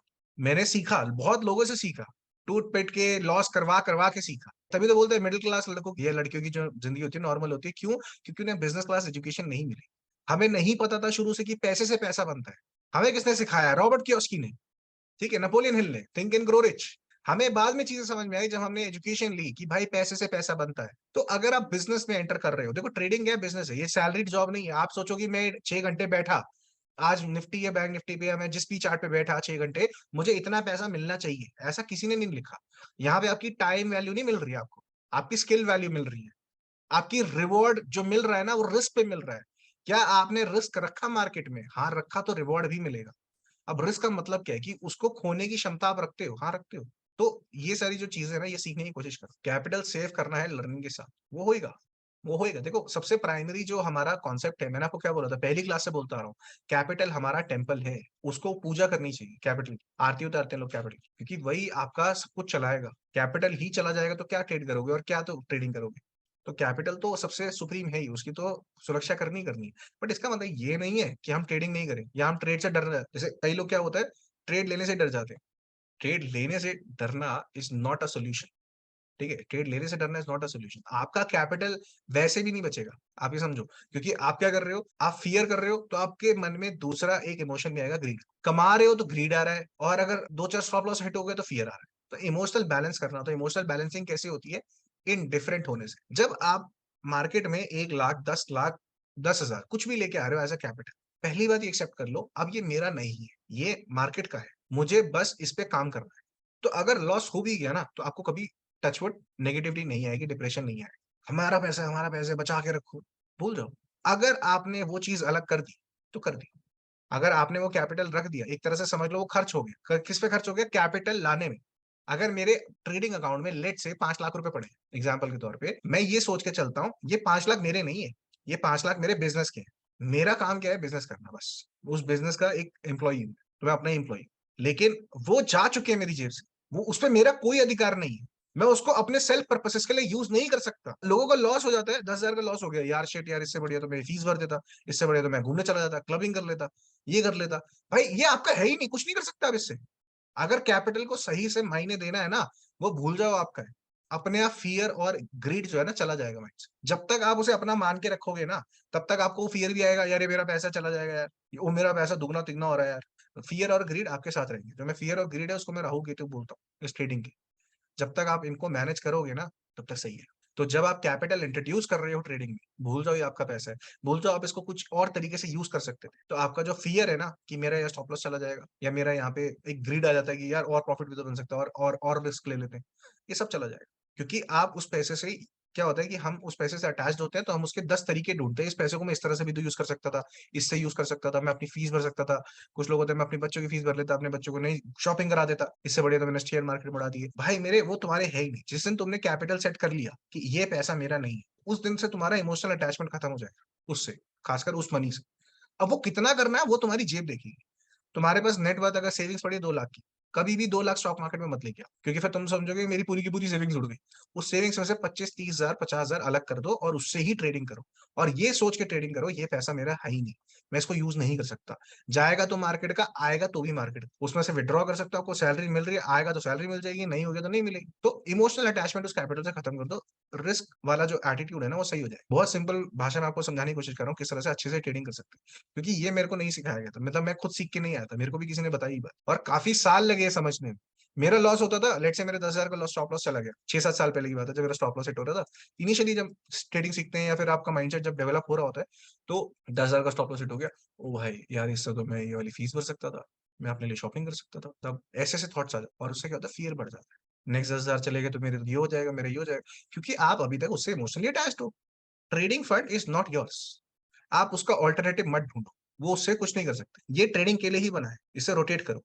और जब इतना इमोशनली अनअटैच हो जाओगे ना, आई कैन गारंटी आप सिर्फ रिस्क और रिवॉर्ड पे ध्यान दोगे। इतना रिस्क है, इतना रिवॉर्ड है, इतना रिस्क है, इतना रिवॉर्ड है। आया तो भी मेरा नहीं है, गया तो भी मेरा नहीं है। जहाँ आप आने से भी अटैच हो गए, जाने से भी अटैच हो गए, वहाँ आपका मानसिक संतुलन जो है ट्रेडिंग वाला हिल गया। बड़े से बड़े ट्रेडर्स जो होते हैं दे आर, जैसे कहते हैं ना, एक प्रिंसिपल है मार्केट का, मार्केट सिर्फ उसी को पैसा देती है जिसको पैसे की नीड नहीं है। क्योंकि वो लोग क्या होते हैं, मान लो मैं खरबपति आदमी हूँ, ठीक है, वैसे हो सकता हूँ लेकिन ठीक है, मैं खरबपति आदमी एग्जाम्पल के तौर पे, मेरे लिए 1-2 लाख रुपए कोई बड़ी बात है? कुछ भी नहीं है। अब चला भी गया तो क्या दिक्कत है? लेकिन उससे कुछ बन गया तो भी ठीक है, बन गया यार, अच्छी बात है। तो इसलिए अमीर लोगों को ट्रेडिंग बहुत जल्दी आ जाती है, क्योंकि उन्हें मनी के प्रिंसिपल्स पता है, उन्हें मनी की इतनी नीड नहीं है। हम जब होता है ना, जब मिडिल क्लास होते हैं, अपर मिडिल क्लास होते हैं, लोअर मिडिल क्लास होते हैं, तो हम क्या करते हैं, उम्मीदों के साथ मार्केट में चले जाते हैं। भाई प्रॉफिट हो जाएगा तो इतना कमा लूंगा, और इससे मेरी ये भी खर्चा निकल जाएगा, मेरी ट्यूशन भी निकल जाएगी, मेरी गाड़ी आ जाएगी, मेरा घोड़ा आ जाएगा, ये आ जाएगा। भूल जाओ ये सब, कुछ एक्सपेक्ट मत करो मार्केट से। तुम्हें कुछ नहीं देगा ये, लेके चला जाएगा। मैथ्स देखो बस, मैथ्स क्या बोलती है, भाई 1 लाख रुपए लगाया था, आज +3,000 हो गया, या -2,000 हो गया, -1,000 हो गया, या +10,000 हो गया, -5,000 हो गया। बस ये मैथ्स खेलते रहो, जैसे बचपन में इक्वेशंस करते थे ना, खाते बनाते रहो। मिल गया तो उसमें से कुछ विड्रॉ करेंगे, नहीं मिला तो री इन्वेस्टमेंट भी जरूरी है। ठीक है, ऐसा नहीं होता कि हमने इतने रखे तो इतने ही होने चाहिए, वर्किंग कैपिटल भी दो। अगर मार्केट में अंदर लॉस हुआ तो रिकवर करो। रिकवर ऐसा नहीं होता कि मार्केट से रिकवर करूंगा, अच्छा लोग रिकवरी में आ जाते हैं, रिकवर मत करो, अपनी जेब से डालो, और क्योंकि तुम्हारी गलती से गया है वो। तो रिकरिंग कैपिटल भी डालना इंपॉर्टेंट होता है किसी भी बिजनेस में। अगर आप देखोगे, एक फिक्स इन्वेस्टमेंट होती है, एक वर्किंग कैपिटल इन्वेस्टमेंट होती है। अगर आप रेस्टोरेंट खोलते हो या कोई शू सेलर, तो मैंने माल मंगाया, आगे बेचा, उस बीच में क्या नुकसान नहीं होगा मेरा? कुछ जूते खराब हो जाएंगे, कुछ जूते चोरी हो जाएंगे, पिल्फरेज बोलते हैं उसे। बहुत सारे अप्स एंड डाउन्स होते हैं। कुछ पता चला कि मार्केट में रेट अप डाउन हो गया था, मेरे को महंगा मिला, किसी और मेरे साथ में एक ट्रेडर था उसको सस्ता मिल गया। ये सब चीजें हो रही है, और यही सब चीजें आपकी बिजनेस, जो बिजनेस में होती है ना, वो यहाँ भी होती है, बट उनकी कैटेगराइजेशन अलग है, उनकी जो टर्म्स है वो अलग है। उनके लिए स्टॉप लॉस क्या होता है, जो मान लो आप राशन खरीदने जाते हो, आपको क्या लगता है उसका नुकसान नहीं होता होगा? अगर उसने 100 किलो चावल मंगाया ना, कम से कम बता रहा हूँ 5 से 10 किलो तो गया, या तो वो खराब हो जाएगा, गिर जाएगा, पिलफरेज हो जाएगा, एन नंबर ऑफ चीजें हैं। बट वो बेच कितना पाएगा? वो प्रॉफिट किस में निकाल पाएगा? 80 से 90 किलो में। सिंपल। तो आप बिजनेस जब सीखने जा रहे हो, तो ये समझो कि बिजनेस के प्रिंसिपल्स आप करोगे ही करो, ठीक है। तो यहाँ पे देखो कि रिक्वेस्ट आ रही है, सर वापस आ जाओ टॉपिक पे। डेल्टा क्या होता है वो थोड़ा सा दोबारा समझा, कोई दिक्कत नहीं है, वो दोबारा समझा देते हैं। तो डेल्टा क्या होता है? Missus the premium option. तो डेल्टा क्या होता है? एक वैल्यू है कि हर एक स्ट्राइक प्राइस के साथ एक डेल्टा होता है। मान लो जो एटीएम ऑप्शन होते हैं, मार्केट करंट प्राइस पे चल रहा है 19,500, और अगर हमारा स्ट्राइक प्राइस चल रहा है 19,500, तो ये क्या है? एटीएम ऑप्शन है। इसका जो डेल्टा होगा वो 0.5 होगा। यानी कि अगर मार्केट करंट मार्केट प्राइस से 19,600 पे चली गई, तो मेरा जो प्रीमियम है वो 0.5 50 पैसा ही बढ़ेगा, मतलब 50 पॉइंट ही बढ़ेगा। क्योंकि इस स्ट्राइक प्राइस की कीमत मान लो 85 चल रही थी, तो अल्टीमेटली 19,500 से 19,600 गया है मेरा प्राइस इंडेक्स का, तो भाई 100 पॉइंट बढ़ने चाहिए थे, बट ये बढ़ेंगे कितने? 50 ही। तो delta is a value which measures the change of premium of options with respect to premium of underlying asset. Simple, ठीक है। फिर होता है गामा। ठीक है, अब गामा क्या होता है? देखो थीटा सबसे आसान है, इसलिए सबसे लास्ट में समझाओ। वेगा हो गया, वी मतलब वी से वेगा, वी से वोलेटिलिटी, ये ध्यान रखना। वोलेटिलिटी हाई होगी तो प्रीमियम हाई होगा, वोलेटिलिटी कम होगी तो प्रीमियम भी कम मिलेंगे आपको। एक्सपायरी वाले दिन वोलेटिलिटी होती है, प्रीमियम्स कहाँ होते हैं? ज्यादातर अपर लेवल्स पे होते हैं। क्यों? क्योंकि वेगा हाई होता है उस दिन। भाई एक्सपायरी वाले दिन ना सब ट्रेड करना चाहते हैं, तो होता क्या है? लिक्विडिटी है तो वोलेटिलिटी भी है, वोलेटिलिटी की वजह से क्या होगा? वेगा हाई होगा। वेगा हाई होगा तो आपका प्रीमियम्स भी हाई होगा। Delta change of underlying option, ये हो गया गामा। ठीक है, गामा क्या होता है? Rate of change in delta in over time. अब यहाँ से ना हमारे इंडेक्स से मतलब है, ना किसी चीज से मतलब है, डेल्टा से मतलब। हाउ टू फाइंड डेल्टा आपको फाइंड नहीं करना होता, ऑप्शन ऑप्शन ए में लिखा होता है, या आपके ब्रोकर देगा आपको कि इस ऑप्शन का ये डेल्टा चल रहा है। आपको कुछ कैलकुलेट नहीं करना होता, सब गिवन होता है, ठीक है। Measures the rate of change of delta. अब एक बात समझना है इस बात को, 19,500 पे मेरा करंट मार्केट प्राइस चल रहा है, करंट मार्केट प्राइस चल रहा है 19,500 का।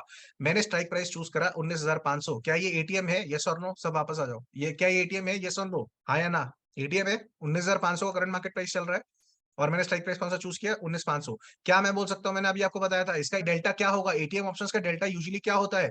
0.5 होता है। ठीक है, अब मार्केट यहां से ऊपर चली गई, 19,700 पे चली गई, 19,700 पे चली गई। क्या ये ऑप्शन एटीएम बचा? क्या मेरा स्ट्राइक प्राइस 19,500 को एटीएम बचा, या इन द मनी हो गया?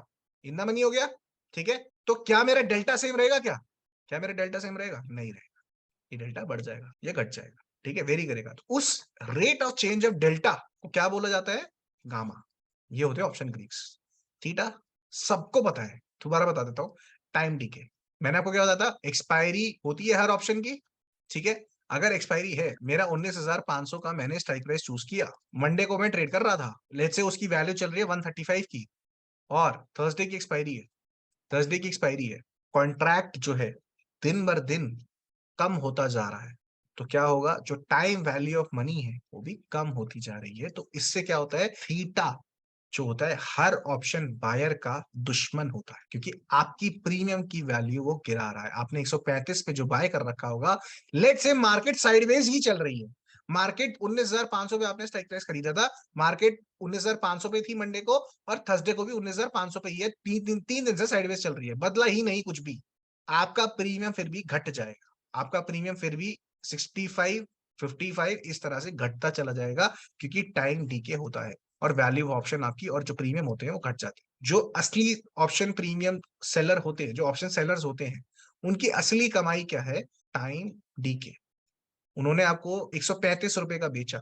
हर ऑप्शन सेलर दुआ करता है मार्केट साइडवेज ही रहे। उससे क्या होगा? सीधा सीधा उन्हें पता है भाई जो टाइम वैल्यू, जो मेरी कमाई बनती है वो तो बनेगी ही बनेगी। हर ऑप्शन जो सेलर होता है वो चाहता है कि मार्केट साइडवेज। हम ऑप्शन बायर्स हैं जो चाहते हैं मार्केट ऊपर नीचे चले, ठीक है, क्योंकि वो सीधा सीधा प्रॉफिट है उसका। 135 का उसने बेचा था, टाइम वैल्यू की उसकी घट गई, कॉन्ट्रैक्ट खत्म होने वाला है, आपने बोला था 19,500 से ऊपर जाएगा, गया ही नहीं, तो क्या हो गया? टाइम वैल्यू घट गई और आपका सारा जो प्रीमियम है 135 रुपए से 65 आ जाएगा, 55 आ जाएगा। और ये सारा किसका प्रॉफिट है? ऑप्शन सेलर का। ये समझ में आ गया? किसका प्रॉफिट होता है यूजुअली? थीटा, ऑप्शन सेलर का। तभी अगर आपने देखा होगा, कई दिन ऐसे होते हैं, बहुत रेयर होते हैं लेकिन कई दिन ऐसे होते हैं, एक्सपायरी वाले दिन मार्केट साइडवेज चलती है, मार्केट साइडवेज चलती है। उसमें क्या होता है? जब भी मार्केट साइडवेज चल रही है, ये समझ लो ऑप्शन सेलर दबा के कमा रहा है, क्योंकि आपका प्रीमियम घटता चला जाएगा। मंडे टू ट्यूसडे अगर आप देखोगे टाइम थीटा कम होगा, वेडनेसडे से थर्सडे जब एक्सपायरी आ जाती है, टाइम थीटा सबसे हाईएस्ट पे होगा, जो थीटा डी के है। What's the difference between buying an option at 19,500 and 19,300 when the market is 600 right now? दोनों इन द मनी है। आपका डेल्टा चूज कर सकते हो आप, डेल्टा दोनों का डिफरेंट होगा, उसमें से चूज कर लो। अगर आपको रिस्क थोड़ा हाई चाहिए और रिटर्न भी हाई चाहिए, हाई डेल्टा वाला स्ट्राइक प्राइस आप चूज कर सकते हो, ठीक है। और अगर डेल्टा कम है जिस ऑप्शन का, अगर आपको रिस्क कम रखना है, तो कम डेल्टा वाला ऑप्शन आप चूज कर सकते हो। भाई दोनों इन द मनी है, कोई डिफरेंस तो है नहीं, लेकिन डेल्टा डिफरेंस रहेगा। अगर 19,600 पे, ऑब्वियसली वो इन द डीपर, जितना डीपर इन द मनी होगा, थोड़ा सा डेल्टा उतना हाई हो। स्लाइड पे चलते हैं। Leverage and margin money. भाई लिवरेज सबको पता है, आपके पास इतने पैसे नहीं है जितना ब्रोकर आपको उधार दे रहा है। अगर मैं 10,000 रुपए मेरे पास है ट्रेडिंग करने के लिए, ब्रोकर क्या बोलता है? ब्रोकर बोलता है मैं आपको देता हूँ 5 गुना एक्स्ट्रा, 15 गुना एक्स्ट्रा। तो ये अलग अलग लिवरेजेस हैं जो ब्रोकर आपको प्रोवाइड करता है। फॉरेक्स में कितनी होती है? 200 गुना, 2,000 गुना। ये फॉरेस्ट की लिवरेजेस होती है। कैश मार्केट की हाई होती है, इंडेक्स फ्यूचर्स की थोड़ी कम होती है, ठीक है। और ऑप्शंस की भी, इंडेक्स ऑप्शंस की भी 3 to 4x होती है, डिपेंड करता है, ब्रोकर टू ब्रोकर पे डिपेंड करता है। ये एक नॉर्मल चार्ट है। इस तरह से हम लिवरेज देख सकते हैं कि अगर आपके पास 10,000 है और आपका जो ब्रोकर है वो 3 टाइम्स प्रोवाइड करता है, यानी कि आप 30,000 तक का ट्रेड उठा सकते हो।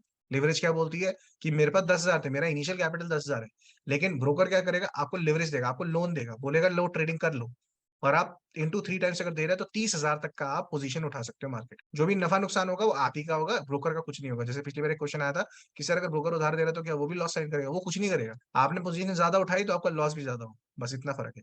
मार्जिन मनी मैंने आपको ऑलरेडी बताया था कि कुछ पैसा आपको टेबल पे रखना पड़ता है। जैसे अगर आप एक ऑप्शन बाय कर रहे हो, जो आपका लॉट साइज है, आप बाय कर रहे हो, तो 6,000 रुपए आपसे वो मार्जिन मनी रिक्वायर्ड, ठीक है, क्योंकि आपने क्या करा? प्रीमियम, ये तो सिर्फ प्रीमियम है कि भाई 50 रुपए का आपने प्रीमियम ले लिया, लेकिन जो घटेगा वो आपके अकाउंट से घटेगा ना। अगर मार्केट, आपने क्या करा? कॉल बाय करा, आपको पता था मार्केट ऊपर जाएगी, मार्केट चली गई नीचे, तो हार कौन रहा है? कॉल बायर हार रहा है। जो ऑप्शन सेलर था, इसका जो सेलर था वो जीत रहा है, तो वो कहां से पैसा निकालेगा? आपसे निकालेगा। इसलिए मार्जिन मनी आपको दिखाना पड़ता है कि इतना मार्जिन मनी आपको चाहिए अपने अकाउंट में, अगर आपको ट्रेड करना है। तो अगर मान लो 85 रुपए प्रीमियम चल रहा है, तो मुझे तो 85 रुपए ही चाहिए थे बस, ऐसा नहीं होता। मार्केट में आपको मार्जिन रखना पड़ता है। अच्छा, किसी ने बीच में क्वेश्चन पूछा था, सर सेलिंग में इतना ज्यादा मार्जिन क्यों लगता है? ठीक है, तो ये भी समझा देता हूँ क्यों लगता है ऐसा। लेट से मार्केट चल रही है 20,000 पे, मार्केट चल रही है 20,000, आपने ऑप्शन बाय कर लिया, लेट्स से 20,000 का स्ट्राइक प्राइस पे। आपने क्या बोला? कॉल है, मार्केट अगर ऊपर गई तो पैसा दे देना, नीचे गई तो मेरे से ले लेना। अच्छा एक बात बताओ, 20,000 का मार्केट चल रहा है, कितना नीचे गिर सकता है? मैक्स टू मैक्स कितना हो सकता है? प्राइस जीरो हो जाएगा। अगर आज नीचे गिरना शुरू हुआ तो कितना मैक्सिमम गिरेगा? समझ पा रहे हैं मेरी बात को? भाई प्राइस जीरो हो जाएगा, इससे ज्यादा क्या हो जाएगा? मैक्सिमम आपका जो रिस्क है वो लिमिटेड है, लेकिन ऊपर कितना जा सकता है इसकी कोई लिमिट है क्या? क्या मार्केट 40,000 पे नहीं जा सकती? क्या मार्केट 60,000 पे नहीं जा सकती? क्या मार्केट 1 लाख पे नहीं जा सकती? अनलिमिटेड रिस्क है, ठीक है, ऐसा होता नहीं है, लेकिन कॉन्सेप्चुअली अनलिमिटेड है। इसलिए सेलिंग जब आप करते हो ना, जब आप सेलिंग कर रहे हो तो आपको मार्जिन ज्यादा दिखाना पड़ेगा, क्योंकि मार्केट में आपके खिलाफ साजिश रची गई है, ऑप्शन सेलर के खिलाफ, वो अनलिमिटेड है। बट उसकी प्रोबेबिलिटी कितनी है? 33%। मैंने आपको क्या बताया था? जीतेगा, ऐसी कितनी प्रोबेबिलिटी है कि ऑप्शन सेलर हारेगा? 33%, क्योंकि जीतने की प्रोबेबिलिटी ऑप्शन बायर की कितनी होती है? 33%। मार्केट, आपने ऑप्शन सेलिंग करी, मार्केट साइडवेज गया तब भी आप कमाओगे, क्योंकि थीटा आपके साथ चलेगा। मार्केट आप नीचे चला गया, कॉल सेल करी थी, मार्केट नीचे चला गया, तब भी आप कमाओगे। आप किस सिचुएशन में हारोगे? सिर्फ और सिर्फ तब जब मार्केट ऊपर जा रहा है, और उसकी प्रोबेबिलिटी क्या है? 33%। ठीक है, ठीक है, तो सब कुछ क्लियर है यहाँ तक? कुछ भी कोई क्वेश्चन है तो पूछ सकते हो एक बार। I mean learning the chart patterns and price action for equity intraday, can I use the same knowledge in option charts? भाई सेम रहता है, सब कुछ सेम है। फॉरेक्स पे यूज कर, क्रिप्टो पे यूज कर। अगर चीजें समझ में आ रही है, टेक्निकल एनालिसिस अगर आ रहा है तो आप कर सकते हो। साइडवेज में आप पैसा कैसे अर्न करते हैं? बहुत अच्छा क्वेश्चन है। मैंने आपको क्या बोला था? थीटा क्या होता है? Time DK. मंडे को मेरा 19,500 का प्रीमियम चल रहा था, लेट से कॉल का 135 का, ठीक है, एग्जांपल ले रहा हूँ। थर्सडे तक मार्केट कहीं मूव ही नहीं करी, थर्सडे तक मार्केट साइडवेज ही चलती रही, 19,500 के आसपास ही चलती रही। तो क्या होगा? इस प्रीमियम की वैल्यू घटेगी। भाई ऑप्शन पास आ रहा है तो इसकी प्रीमियम की वैल्यू घटेगी, क्योंकि इसकी टाइम वैल्यू ऑफ मनी कम होती जा रही है। तो थर्सडे तक इसकी वैल्यू ऐसा भी हो सकता है 20 रुपए, 25 रुपए इतनी रह जाए। तो जो ऑप्शन सेलर था, जिसको शुरू में कितने मिले थे? 135 मिले थे, उसने ऑप्शन सेल कितने में किया था? 135 में किया था। थर्सडे को उसी प्रीमियम की वैल्यू है 20 रुपए। तो इतना डिफरेंस, अगर उसे ऑप्शन बायर को पैसा वापस करना है थर्सडे को, कितना करेगा? 20 रुपए का। तो ये जो डिफरेंस है, ठीक है ना, 115 रुपीज का, ये ऑप्शन सेलर कमाएगा साइडवेज मार्केट। ठीक है, इस तरह से पैसा अर्न किया जाता है, क्योंकि थीटा आपके अगेंस्ट है, ऑप्शन बायर के अगेंस्ट हो। हाँ, ब्रोकर यार, कई लोग मेरे से पूछे थे ब्रोकर कौन सा यूज करूं, तो ब्रोकर आप ज़ेरोधा पे खुलवा सकते हो। मैं ज़ेरोधा पे ट्रेडिंग करता हूँ, और ये लिंक है, ये आपको प्रोवाइड हो जाएगा आज। तो जितने लोग हैं जिनका डीमैट अकाउंट अभी तक नहीं खुला है और वो खोलना चाहते हैं, तो ये कर लो। This is not a sponsored video, ना ही ज़ेरोधा ने मुझे पैसे दिए इस बात के। मैं बस यूज करता हूँ, मुझे अच्छा लगता है, इसलिए आपको बता रहा हूँ। क्वेश्चन आया है कि so it's better to buy on Thursday rather than before to same from time decay. भाई थर्सडे को सबसे ज्यादा टाइम डीके होता है, यही मैं बताने की कोशिश कर रहा था कि जो टाइम डीके का एक एक्सपोनेंशियल रेट है, थर्सडे सबसे ज्यादा होता है। 20 रुपए का ऑप्शन जीरो हो जाएगा तेरा टाइम डीके डीके से, अगर मार्केट साइडवेज भी चली गई तो ऐसा कोई स्ट्रैटेजी मत लगाना कि मैंने थर्सडे को ऑप्शन सेलिंग करूंगा, उसके बाद बाइंग करूंगा, ये करूंगा वो करूंगा। अल्टीमेटली टाइम डीके आपके खिलाफ ही चलेगा, और थर्सडे को सबसे ज्यादा चलेगा। ठीक है, सबसे ज्यादा एक्सपायरी वाला दिन होता है, क्योंकि मार्केट में सबसे ज्यादा टाइम डीके की जो एक्सपोनेंशियल रेट होता है सबसे हाईएस्ट होता है। हाँ, कई लोग पूछे थे एक्सपायरी ऑफ ऑप्शंस कब कब होती है? मंडे को निफ्टी मिड कैप की होती है, ये 1 सितंबर से एप्लीकेबल है, ध्यान रखना यार ये। ठीक है ना, बहुत लोग कंफ्यूज हो रहे हैं आजकल, सबकी चीजों को, जो चीजें हैं वो चेंज हो रही है, प्लॉट साइज चेंज हो रहा है बैंक निफ्टी का, मंडे को मिड कैप निफ्टी, तो ये सब 1 सितंबर से एप्लीकेबल है। न्यूज पढ़ लेना, लेकिन मैं आपको बता रहा हूँ कब कब हो सकता है। Monday mid cap Nifty, Tuesday को फिन निफ्टी, ये तो होता ही है, ठीक है, वेडनेसडे को बैंक निफ्टी, थर्सडे को निफ्टी, और फ्राइडे को सेंसेक्स। ये आपके एक्सपायरी डेट्स हैं। जो लोग होते हैं कि मैं एक्सपायरी पे ट्रेड करूंगा, मतलब जिस ऑप्शन की एक्सपायरी है मैं उस पर ट्रेड करना चाहता हूँ, क्योंकि वोलेटिलिटी उस दिन हाई होती है यूजुअली एक्सपायरी पे। तो कई लोग जो वोलेटिलिटी सीकर्स होते हैं, जैसे अगर मैं कहूँ किसी ट्रेडर का जो मतलब एक दोस्त है, वो कौन है? वोलेटिलिटी तो है। अगर मार्केट ऊपर नीचे जाएगा तभी तो हम कमाएंगे, चाहे पुट से कमाए चाहे कॉल से कमाए। मार्केट साइडवेज चलेगा तो क्या कमाएंगे? कुछ नहीं। टाइप्स ऑफ ट्रेडर्स, 4 तरह के ट्रेडर्स होते हैं, क्योंकि आपने इतनी अच्छी ट्रेडिंग सीख ली है, अब आपने सारे बेसिक्स कॉन्सेप्ट क्लियर हो गए हैं, तो आपको ये चूज भी करना पड़ता है कि कौन से टाइप ऑफ ट्रेडर आप बनना चाहते हो। मेजरली 4 टाइप ऑफ ट्रेडर्स होते हैं मार्केट में, ठीक है। एक होता है पोजिशनल ट्रेडर, एक होता है पोजीशन सबसे बड़ा इन्वेस्टर, जिसकी जो पोजीशंस होती है वो 6 से 8 महीने तक चलती है, ठीक है। सेकंड होता है स्विंग ट्रेडर। स्विंग ट्रेडर यानी कि 3 से 4 हफ्ते, एक हफ्ता, 2 हफ्ता मैं अपनी पोजीशन को कंटिन्यू रखूँ। तो लेट्स से अगर आपने मंडे परचेस करा और आप थर्सडे या नेक्स्ट थर्सडे उसे तोड़ रहे हो, ठीक है, तो आप स्विंग ट्रेडिंग कर रहे हो। फिर होते हैं इंट्राडे ट्रेडर्स, उसी दिन बाय और सेल, उसी दिन सौदा करा उसी दिन काट दिया, उसी दिन सौदा करा उसी दिन काट दिया, उसे क्या बोलते हैं? इंट्राडे। आज ही सौदा करा आज ही काट दिया। तो जब आपके पास ऑप्शन आता है बाइंग का, तो यहाँ पे आपसे पूछा जाता है ट्रेड और इन्वेस्ट। जो ट्रेडिंग कर रहे हैं लोग उनको पता होगा, आप जब भी बाय कर रहे हो कुछ भी, तो आपसे पूछा जाएगा ट्रेड और इन्वेस्ट। वो क्यों पूछ रहा है? ट्रेड कर रहे हो तो आज ही सौदा काट दूंगा 3:15 3:30 तक, इन्वेस्ट कर रहे हो तो अगले दिन तक कैरी करूंगा वरना नहीं करूंगा। इस हिसाब से आपको पोजीशन डालनी पड़ती है। अगर आप उसे बताना पड़ता है मैं स्विंग ट्रेडर पोजीशन लो या इंट्राडे। और एक्सपायरी भी आपको देखनी पड़ती है। लेट्स से आप पोजीशनल ट्रेडर हो, क्या वीकली एक्सपायरी करोगे? नहीं करोगे यार, मंथली क्वार्टरली पे जाओगे। स्विंग ट्रेडर हो तब भी ऐसा हो सकता है मंथली एक्सपायरी करो आप, वीकली ना करो, क्योंकि आपकी पोजीशंस होती है 2 से 3 हफ्ते की। ठीक है, सीएनसी आईएमएस वो एक ही बात होगी। What is the difference between futures और ऑप्शन? इसके लिए एक बढ़िया क्लास रखूंगा आपकी, यहाँ पे फ्यूचर्स और ऑप्शन का डिफरेंस समझाया जाएगा। ये क्लास सिर्फ ऑप्शंस की है, ठीक है। स्कैल्पर्स हम करते हैं, लाइव ट्रेडिंग में क्या करती है मैम? स्कैल्पिंग करती है। In out in out in out, the participants who enter into trade and square of the same transaction with in few minutes of the trade, उसे बोलते हैं स्कैल्पिंग। सबसे ज्यादा फास्ट प्रोसेसिंग, सबसे ज्यादा दिमाग और सबसे बेस्ट स्ट्रेटेजी आपको किस लिए चाहिए? स्कैल्पिंग के लिए। क्योंकि स्कैल्पिंग क्या होता है? छोटे टाइम फ्रेम पे हम यूज करते हैं। जैसे आप जब चार्ट देखोगे कल से मेरे साथ, तो आप देखोगे डिफरेंट डिफरेंट टाइम फ्रेम्स है, 1 minute, 5 minute, 15 minute, 4 hour, 1 hour, तो डिफरेंट डिफरेंट टाइम फ्रेम्स होते हैं। तो वो क्या करोगे आप? यूज करोगे। जब हम स्कैल्पिंग कर रहे होते हैं हम 1 मिनट का टाइम फ्रेम यूज करते हैं, हम 1 मिनट के चार्ट पे खेल रहे होते हैं, कैंडल जो बन रही होती है, ठीक है। ऑप्शंस में पोजीशनल ट्रेड नहीं डालते, फ्यूचर्स में डालते हैं, तो आप फ्यूचर्स कर सकते हो पोजीशनल। तो ऑप्शंस भी आप कर सकते हो, क्वार्टरली या मंथली के लिए आप कर सकते हो। इंट्राडे ट्रेडर्स, इंट्राडे ट्रेडर्स कौन हो गए? जो 5 मिनट से लेके 15 मिनट के चार्ट पे खेलते हैं। जैसे कई इंट्राडे ट्रेडर्स को एक 15 मिनट का ब्रेकआउट दिखा, उन्होंने बाइंग कर ली, ठीक है? तो वो क्या हो गया, आप 15 मिनट या 5 मिनट के टाइम फ्रेम पे खेल रहे हो। तो आपको मैं टाइम फ्रेम्स बता रहा हूँ कौन से यूज़ करने हैं, क्योंकि कल से हम जब टेक्निकल करेंगे तो आपको चूज़ करना है। देखो, क्या होता है, टेक्निकल तो आपने सीख लिया, जैसे कई लोगों ने यहाँ पे मुझे बोला कि मैंने चार्ट पैटर्न सीख लिया, मैंने ये सीख लिया, या मैं इसको कब यूज़ कर सकता हूँ। तो आपको ये चूज़ करना है, कौन से टाइम फ्रेम पे चूज़ कर सकता हूँ मैं, या कौन से टाइम फ्रेम पे यूज़ करना है मुझे से। तो स्कैल्पिंग करनी है तो 1 मिनट पे करो, या 3 मिनट के चार्ट पे करो। इंट्राडे ट्रेडिंग करनी है तो 5 मिनट से लेके 15 मिनट के चार्ट पे करो। 15 मिनट्स का या 5 मिनट्स का चार्ट आप यूज़ कर सकते हो। स्विंग ट्रेडिंग करनी है, स्विंग ट्रेडिंग अगर करनी है, मार्केट में 3-4 दिन तक ट्रेड कैरी करना है, अगले हफ्ते तक ट्रेड कैरी करना है, तो आपको क्या करना है, कम से कम 1 घंटे का चार्ट यूज़ करना है, कम से कम। 1 घंटा, 4 घंटा और डेली, ये आप यूज़ कर सकते हो टाइम फ्रेम्स का। जो भी आपकी स्ट्रैटेजी है, चाहे वो ब्रेकआउट स्ट्रैटेजी हो, रिट्रेसमेंट स्ट्रैटेजी हो, पुल बैक हो, वॉल्यूम हो, वीवैप हो, बहुत सारी तरीके की स्ट्रैटेजी है। जो भी आप स्ट्रैटेजी यूज़ कर रहे हो, इनको इन टाइम फ्रेम्स पे यूज़ करना है। ये स्टैंडर्डाइजेशन स्टैंडर्डाइजेशन स्ट्रैटेजी की नहीं हो सकती। जैसे हमारी जो स्ट्रैटेजी है, जो सुप्रीति लाइव ट्रेड करती है, जिसको अगर सीखनी भी हो आगे जाके, तो हम क्या करते हैं, प्राइस एक्शन बेस्ड ट्रेडर्स। जैसे जैसे मार्केट हमें सिग्नल दे रहा है कि यहाँ से हमारा मार्केट मोमेंटम अपसाइड जाएगा, तो हम बाइंग करते हैं, सेकेंडली सेलिंग करते हैं। बट अल्टीमेटली हम क्या है, हम प्राइस एक्शन में भी बहुत सारी चीजें हैं, चार्ट पैटर्न्स होती हैं, बहुत सारी चीजें होती है, हम वो यूज नहीं करते। हम प्योर प्राइस एक्शन यूज करते हैं। जैसे जैसे प्राइस हमें बताता जा रहा है, वैसे वैसे हम करते चले जाएंगे। Will we learn option selling? भाई, ऑप्शन सेलिंग कोई लर्न करने की चीज नहीं है, सेम टेक्निकल एनालिसिस लगता है। आपको चूज करना है आपका कैपिटल कितना है। अगर कैपिटल ज्यादा है तो ऑप्शन सेलिंग कर लो। भाई, जहां पे प्राइस अगर मेरा ऊपर जा रहा है, रादर देन कॉल बाइंग करूं, मैं क्या कर सकता हूँ, पी सेल भी तो कर सकता हूँ। दोनों ऑप्शन है, कल सिखाया था मैंने ये, कि जब प्राइस ऊपर जा रहा है, मेरे पास दो तरीके होते हैं पैसे कमाने के, तो मैं कॉल बाई कर सकता हूँ या पी सेल कर सकता हूँ। तो सेलिंग के लिए कोई अलग स्ट्रैटेजी नहीं होती, कुछ नहीं होता। बस आपके पास पैसा होना चाहिए, कैपिटल होना चाहिए, 1-1.5 लाख रुपए एक लॉट के लिए। तो अगर आपको 10 लॉट बेचना है तो 10 से 12 लाख का कैपिटल रेडी रखो और सेलिंग करो। किसने मना करा है? ठीक है, तो इंटरडे ट्रेडिंग के लिए मैंने आपको बता दिया 5 मिनट, 3 मिनट्स, 1 से 4 घंटा। तो जो सेम स्ट्रैटेजी है आप इन टाइम फ्रेम्स में लगा सकते हो। पोजिशनल के लिए कम से कम 1 दिन, 1 डे का आप चार्ट टाइम फ्रेम यूज करोगे, इससे नीचे नहीं करोगे। ठीक है, 4 आवर्स का भी कर सकते हो पोजिशनल के लिए, बट 1 डे इज मिनिमम। देखो, पोजिशनल हम यूजुअली कहाँ करते हैं, शेयर्स में करते हैं, ठीक है ना। जब शेयर्स हम लॉन्ग टाइम के लिए परचेज करते हैं, तो सेम स्ट्रैटेजी, सेम सेटअप्स आप कहाँ यूज कर सकते हो, जो भी आपका सेटअप है, ठीक है ना, वो आप कहाँ यूज कर सकते हो, 1 डे के टाइम फ्रेम पे ऑन द रिस्पेक्टिव शेयर। जैसे रिलायंस का चार्ट खोल लिया, विप्रो का या इन्फोसिस का, कि मुझे बाइंग करनी है, सेलिंग करनी है, वो आपको पता चल जाए। बट डिसीजन का लोगे 1 डे पे, तो मैक्सिमम 15 मिनट्स अगर इंट्राडे कर रहे हो तो। ठीक है, जैसे कई सारे आपको ट्रेडर्स मिलेंगे, बताएंगे मैं इंटरडे कर रहा हूँ, 4 घंटे का चार्ट यूज कर रहे हो, 4 घंटे का चार्ट पे आप इंटरडे नहीं कर रहे, आप स्विंग ट्रेडिंग कर रहे हो। ठीक है, तो बहुत सारी चीजें ऐसी होती है, तो नॉर्मल बेसिक था ही। हाँ, बिफोर वी स्टार्ट टेक्निकल, क्योंकि हम मेजरली टेक्निकल शुरू करने वाले हैं, एक मेजर चीज ध्यान रखना, हम जो करते हैं, पहली बात, जब भी हम ट्रेडिंग कर रहे हैं तो कैसे करते हैं, one of the main reason majority of traders, that is 90%, ठीक है, डोंट मेक प्रॉफिट्स। ये तो पता होगा कितने लोग प्रॉफिट बनाते हैं, कितने लोग नहीं बनाते। और अगर इस चैनल पे आपको प्रॉफिट देखने को मिल रहे हैं, तो हम कितने परसेंट कैटेगरी में बिलोंग करते हैं, ये भी सब देखिए। आजकल तो ब्रोकर्स ही मैसेज देने लग गए हैं, it is highly risky and 90% of the traders fail in the market, क्योंकि इसे भी ने आपको दिखाना पड़ेगा ऑप्शन के चार्ट पे, बिकॉज लैक ऑफ प्रैक्टिस। अच्छा, वो जो हार रहे हैं, वो क्यों हार रहे हैं, क्योंकि आपकी प्रैक्टिस बहुत कम है, बैक टेस्टिंग नहीं करी होती।